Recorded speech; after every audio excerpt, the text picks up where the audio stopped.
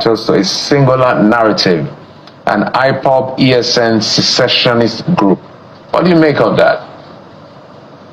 Well, what we are saying is that there is a popular, very wrong narrative around that whenever you heard about attacks or killings or arson in Southeast, it has been completely reduced and narrowed to a very wrong, not entirely, but very narrow narrative of saying that IPOB ESN. But the issue is beyond that. We believe that focus or that wrong focus and narrowing down everything to ESN and IPOB has completely deprived the authorities of the opportunity to holistically look at the problem and solve it. Beyond the issue of IPOB and ESN, there are so many other issues. Drugs, there are issues of cult groups, there are issues of political violence, all this, and criminality, whereby because gunmen believe that whenever they strike, the blame is shifted to IPOB, therefore they continue to do their activities. And we believe that has made it very difficult for the government to address the problem, and it has narrowed down the problem to the wrong focus. That is why we said this crisis is hybrid. It has so many faces, it has so many dimensions. All right, this is indeed a good news, so you cannot afford to miss this. Now, Amnesty International has indicted Nigerian army of killing Biafrans, of killing Igbo youth, all in the name of fighting terrorism and fighting insecurity. Oh yes, they went ahead to say that they keep blaming IPOB and ESN in all the security challenges going on in the Southeast. But that is not true. Yes. Now, I'm going to show you a video where the Nigerian army said something about IPOB and ESN. After watching it, you realize why Amnesty International has come out to make this speech. Please watch this video first. In the Southeast, the troops of Operation Udoka, Forward Operational Base Osu, in a sting operation, apprehended a terrorist leader belonging to the indigenous people of Biafra and the Eastern Security Network terrorist group known as Mr. Pius Igbo. He is an indigenous people of Biafra terrorist founding father responsible for Osu General Area in Imo State. Also in a separate development, troops of Forward Operational Base Amaruku conducted a raid on an indigenous people of Biafra terrorist group commander's location.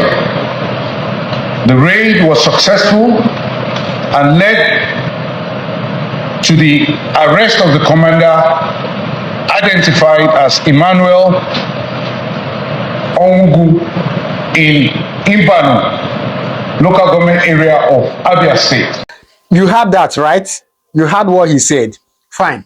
I'm also going to allow you now to watch a statement made by Nigerian Chief of Defense Staff, what he said about IPOB and Igbo youth. Please watch this.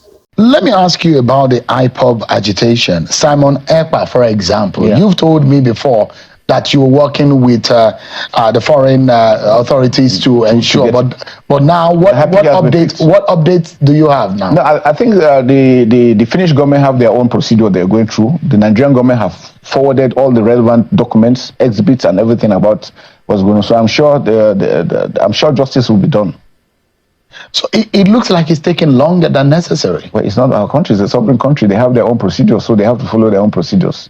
Ours is to ensure that we follow up and make sure that we monitor what's being done. But I'm sure they will do, because we have been able. I think the Attorney General did a fantastic job, and the Minister of Foreign Affairs and the Minister of Defense, together with the Office of the National Security Advisors, comprehensive things were done. Exhibits were forwarded that will enable them to be able to take action.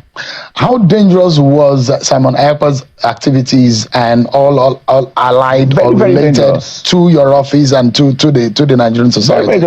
Innocent people were killed just by his utterances. So we needed to stop that. And that's immediately they picked him, you see that it has gone down. There are people like him that also doing those things. We're also equally going after them, both outside and within. There are people that benefit. You know, the funny thing about the country is that some people think everything is about politics. So there are individuals that feel if there is peace, then maybe the government is doing too well, and then people want to applaud. So some people want to intentionally want to make sure that the country remains ungovernable. There's strife everywhere, but innocent people are killed. If you want to be a leader and you are praying for some people to be killed just because you want to come in, I think there's a problem somewhere.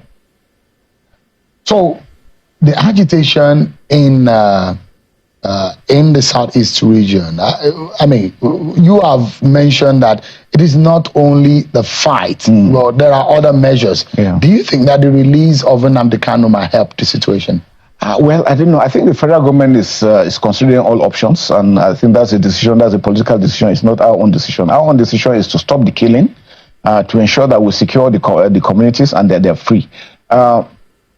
People must stop providing necessary support to these individuals. In Maiduguri, why surrendering came up is that people stopped supporting them and were able to come out. So I think the same thing should be repeated here, so that we can have, to whatever grievance they have representatives that will represent them, that will make cases for them. But besides that, we're always using the kinetic and the non-kinetic. It's not only about force. The non-kinetic aspect is also working. Like I mentioned, the kinetic effort is just about 30%. Non-kinetic is almost 70-65% of the whole solution. So we're also working towards that. The federal government is working with the opinion leaders, with stakeholders in the Southeast to ensure that they bring them, let them come together and discuss and be able to call this and stop this wanton killing. Those guys doing the killing, you wonder what they're doing for. They are just killing people randomly. You heard that, right? Now, in the recent days, the Nigerian government is not happy over the recent publications that have been made by Amnesty International. Oh yes, so Amnesty International in the recent days has been bombarding Nigeria, telling Nigerians that look at what you are doing, you know, it's not good. And Nigerian government is not happy with them. Well, in this video, I'm going to allow you where Amnesty International came out to say it, that look at what we are saying and we know what is happening in Nigeria. So please, I beg you to take a little time and watch it, and then you do well to drop your comment on the comment section what you think. Do you think that Amnesty International is saying the truth or not? Please watch this video. Well, I'm looking at part of the reports of Amnesty International, one of the summaries, which I would like you to provide insight. So he said, the multifaceted nature of the actors in the Southeast violence makes it easy for states and non-state actors to reduce the actors to a singular narrative, an IPOB ESN secessionist group. What do you make of that? Well, what we are saying is that there is a popular, very wrong narrative around that whenever you heard about attacks or killings or arson in Southeast, it has been completely reduced and narrowed to a very wrong, not entirely, but very narrow narrative of saying that IPOB ESN. But the issue is beyond that. We believe that focus, or that wrong focus, and narrowing down everything to ESN and IPOB has completely deprived the authorities of the opportunity to holistically look at the problem and solve it. Beyond the issue of IPOB and ESN, there are so many other issues. Drugs, there are issues of cult groups, there are issues of political violence, all this, and criminality, whereby because gunmen believe that whenever they strike, the blame is shifted to IPOB, therefore they continue to do their activities. And we believe that has made it very difficult for the government to address the problem, and it has narrowed down the problem to the wrong focus. That is why we say this crisis is hybrid. It has so many faces, it has so many dimensions, and all dimensions have to be looked at and thoroughly examined so that people will live in peace. Many people don't go to the Southeast anymore to bury their dear ones. Many people don't go at Christmas. Many people don't go on holidays to visit their families. They have to move their families somewhere safer, either Lagos or Abuja, and then they visit their families. And this is unfortunate, and it is affecting people's right and dignity of life itself. And that is why we said that the problem has to be examined. The narrative has to move realistically beyond narrowing it down to IPOB and ESL. And your report indicts the police, the military, and Ibubuagu in the southeast of much of these killings, to which the Defense Headquarters has been responding. The Director of Defense Media Operations, Major General Kangi, particularly responded. We'd like you to listen to the soundbite, and we'll come back for your reaction. Like I always tell you, everybody with phone in his hand, mobile phone, Android phone, is a potential source of information to the whole world, not even to us here. As you are sitting down now, you can say information to any part of the world that you want, and you say what you want. Nobody will tell you for that. You have, because there is freedom of whatever you want to do. But we can tell you that the military is not engaged in any extrajudicial killing in the southeast. You all agree with me that the effort of our troops in the recent 2 months have significantly improved the security situation in our country, as most of the reports we have been hearing and operation being conducted has reduced because the effort of those criminals have seriously been degraded. There you have it, the response from the Defense Headquarters. And in fact, if you listened, if we were able to take it further, you'd have heard him say that Amnesty International position is consistent with your long-standing posture towards the Nigerian military. How do you respond? Well, I think what the defense spokesperson said is completely wrong, and I believe he hasn't, or they haven't read our report. In the report, we also mentioned cases where military men were executed, their bases attacked or their barracks attacked.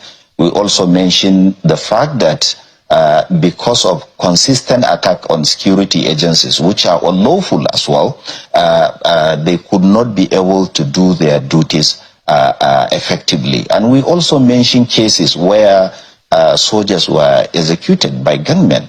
And therefore, it is not about consistency, about condemning the military. What we are doing is doing the honest thing and saying that we have cases. While doing this investigation, we interviewed 100 people. And out of that 100, 95 of them, we interviewed them face-to-face in the southeast region. So we have our evidence, and we believe that the military should take time to read this report and look at cases. In fact, before we even release the report, we also send them letters telling them that we have these allegations. If you have any detail that can help us to understand what is going on or how your operations affect human rights, we will be glad to have them. And we didn't hear from them. Therefore, I don't think that there is any weight or any credibility to the claim that we are consistently against the military. We have nothing against the military, and we always believe that they are doing a constitutional responsibility. But that does not deflect the fact that they have to comply with human rights. And we will not shy away from pointing out whenever human rights are violated, because security is for people to live with dignity. And if it ends up becoming a means through which people are deprived of their personal liberty, we have to say it, and we have to say it bluntly without fear. We may not, it's not difficult to understand when criminals carry out criminal acts, but let's talk about this part of extrajudicial killing in terms of an explainer here. Well, the DHQ was just given his position. I don't think they put out as many facts as possible, but they dismissed the allegations in clear terms.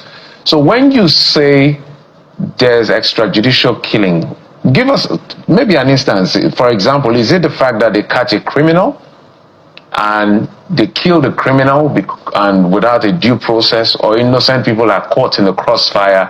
What exactly is the nature of this extrajudicial killing? Well, the extrajudicial killings that we have recorded included raids. For example, in places where members of IPOB or ESN are suspected to be located. In the process of those moves to either arrest or carry out security searches, that is where this kind of extrajudicial executions happen. And there are cases where people are picked up from their homes and they are never heard of forever. We have, in the report, we documented cases of at least 4 people who were picked up by security men and nothing has been heard about them as far back as 2021. And let me take you back to 2016. Our work on the situation in Southeast does not start with this report. In 2016, we released a report documenting atrocities committed by the security agencies. And we continue to document these incidents, and if the military and the police and any other agency is interested, we are glad to give them details of families, of people with names and addresses and date of birth who have been extrajudicially executed, not only by the police, not only by the military, but also the Bube Egu, which is a paramilitary outfit set up by some governors to address incessant security crisis in the region. And they ended up becoming a means, as we know, vigilante all over Nigeria do this because they don't care about human rights and they can easily be manipulated to go after enemies of politicians or something like that. So we have our evidence and we are very glad, we are very happy to present those evidences, and we are always in touch with families of victims. And we believe that there is need to do a soul search about these things. Let us come and sit down, look at those cases and find out who did what and when, and let us make sure that the full weight of law come in to ensure justice for the victims. I want to read another line in the report. It said there have been cases of military reprisal attacks in several communities in the southeast in relation to the activities of IPOB, ESN, and gunmen, leading to human rights abuses. Perhaps is where the military is responding from. But let's talk about a place in Imo State where we understand there's a place called, I think, Tiger Base. I have personally gotten reports of people saying that place is hell on earth. Literally, like if you get there, coming out of that place is going to be by the grace of the Almighty God. I think it's called Tiger Base. The first time I heard about it was before the election. I think the Labour Party governorship candidate in that election was the one talking about that particular spot, Tiger Base. So what have you heard about Tiger Base and the alleged atrocities being committed by security agencies at Tiger Base? Well, Tiger Base is a very horrific and horrendous place where people go in and either come back with a lot of life-threatening injuries. Some end up executed, some end up with wounds that stay with them for the rest of their lives.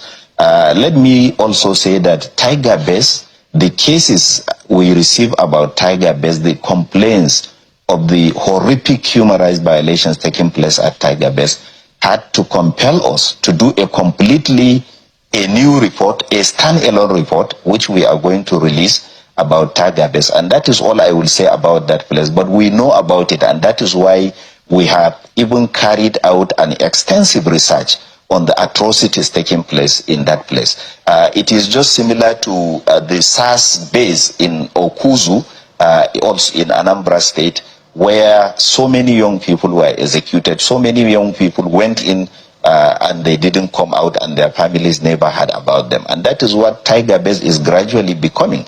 People go in and hardly come out.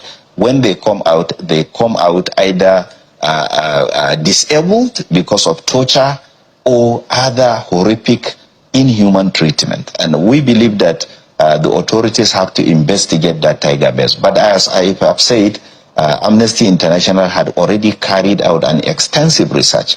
And when it's due, we are going to release a standalone report on the atrocities happening in that place.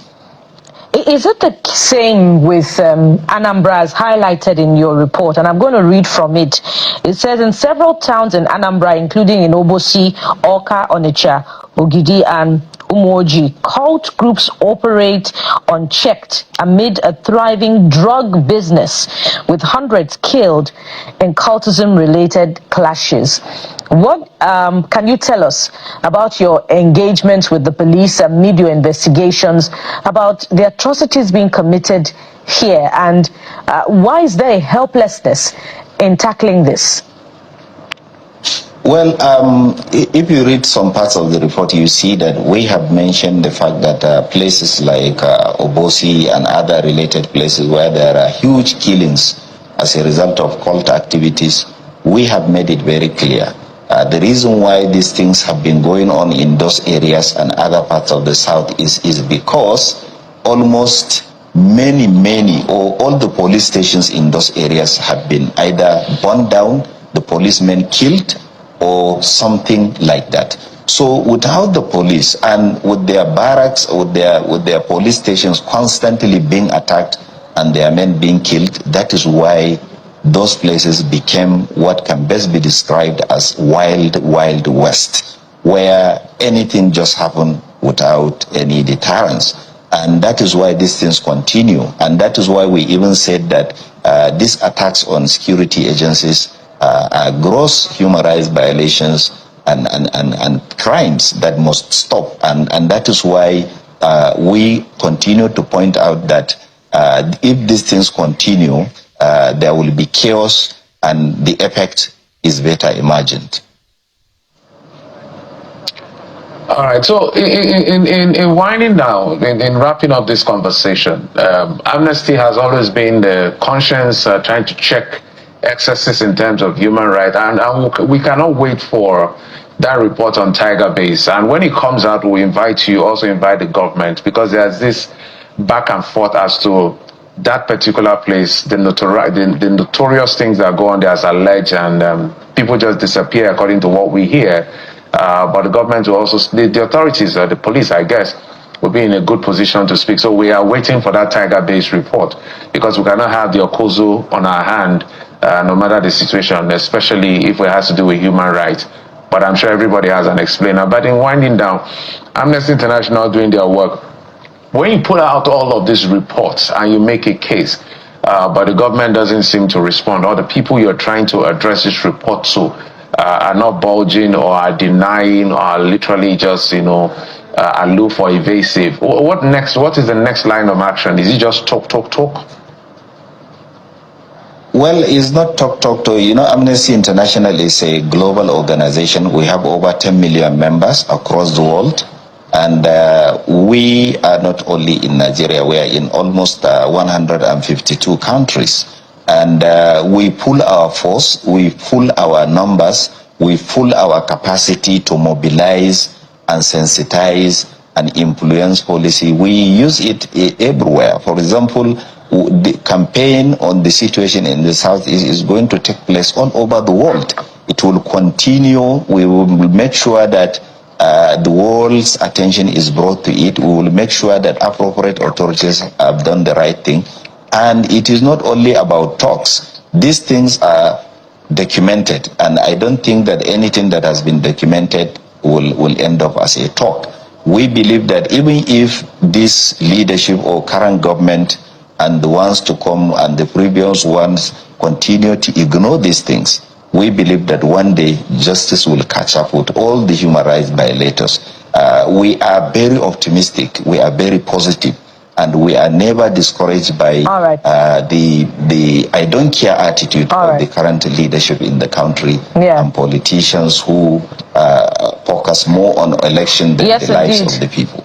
And we await that report. And we must also add at this point, yes, we've heard from the military. Needless to say that there should be more exhausting conversations, but we must also hear from the police on this one, their position as to the implications of your report. We must thank you very much, Mr. Issa Sanusi, is the Amnesty International Country Director for Nigeria. Thank you very much. All right. What do you think? Anyway, we are here to see what happens next. Do well to drop your comment on the comment section what you think, all right? Of course, I have so many updates I want to share with you, so all you need to do is just to do well to subscribe, all right? Thank you very much. I'm going to see you in my next video. Thank you, and God continue to bless you.